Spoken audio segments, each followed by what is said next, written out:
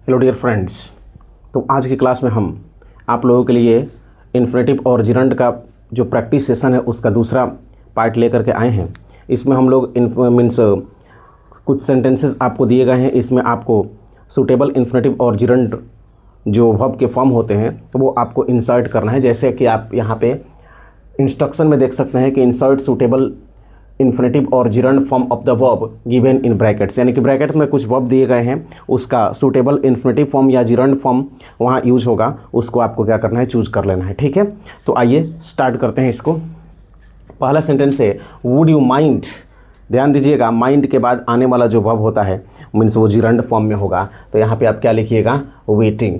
Wait से क्या बन जाएगा, यहाँ पे वेटिंग हो जाएगा। ठीक है, would you mind waiting for her. क्या आपको उसका इंतज़ार करने में कोई दिक्कत है या आपत्ति है। He is good at.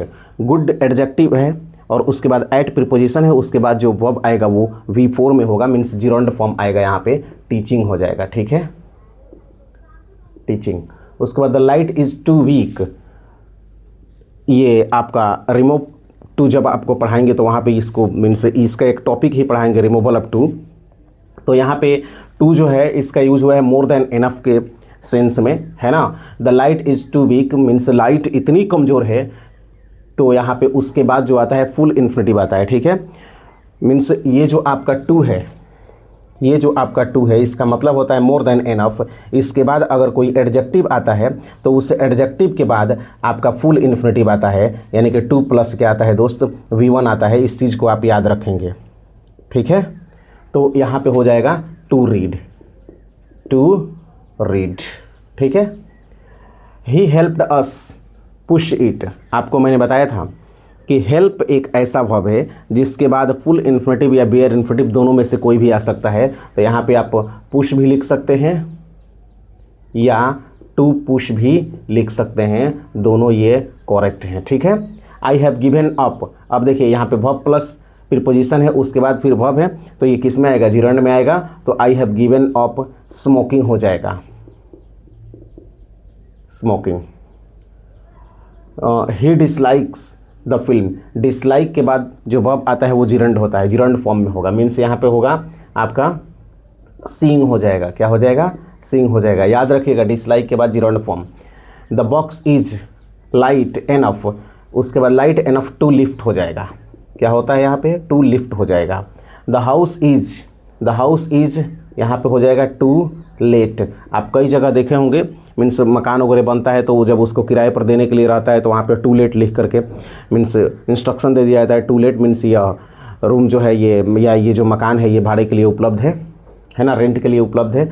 उसके बाद यहाँ देखिए ही इज़ टू इल। अभी मैंने बताया कि टू प्लस एडजेक्टिव उसके बाद फुल इन्फिनेटिव आता है, कुछ नहीं करना है आपको। टू प्लस एडजेक्टिव है तो यहाँ पे क्या हो जाएगा, टू डू हो जाएगा। ठीक है, टू डू हो जाएगा।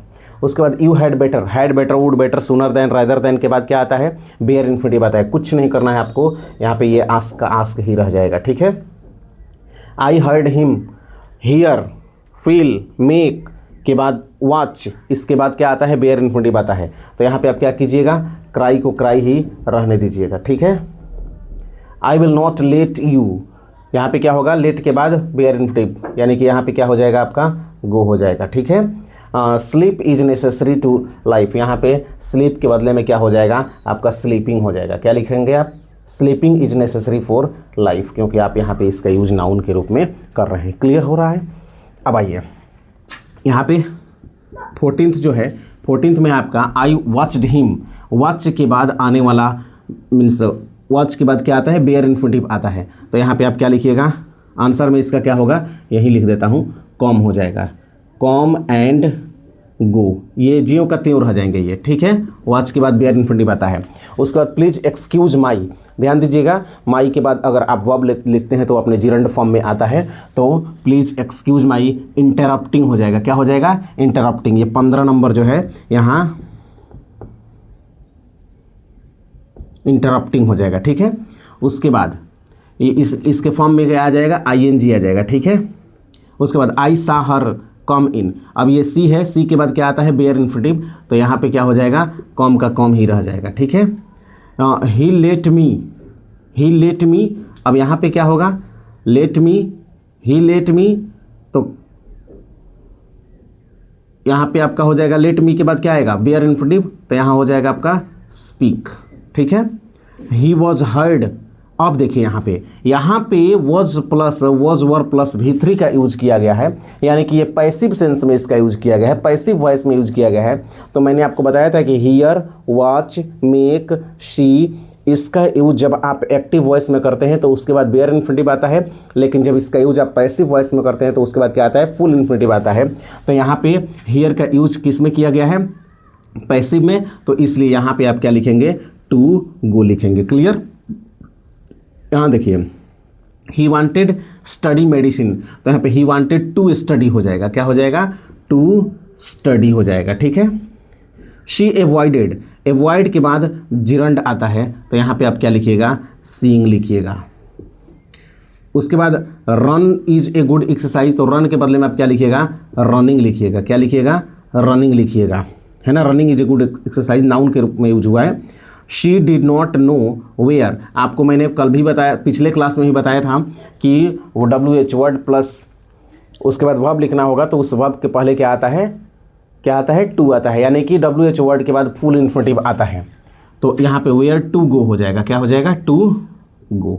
तो इस तरह से आपका ये इन्फिनिटिव और जिरंड का प्रैक्टिस सेशन 2 कंप्लीट हुआ। आई थिंक कि आप इसको बहुत अच्छी तरह समझे होंगे। फिर इसके बाद पार्ट 3 लेकर के आएंगे इसका, ताकि आपका इन्फिनिटिव एंड जिरंड काफ़ी अच्छी तरह से मीन्स क्लियर हो सके। उसके बाद हम पार्टिसिपल में एंट्री मारेंगे।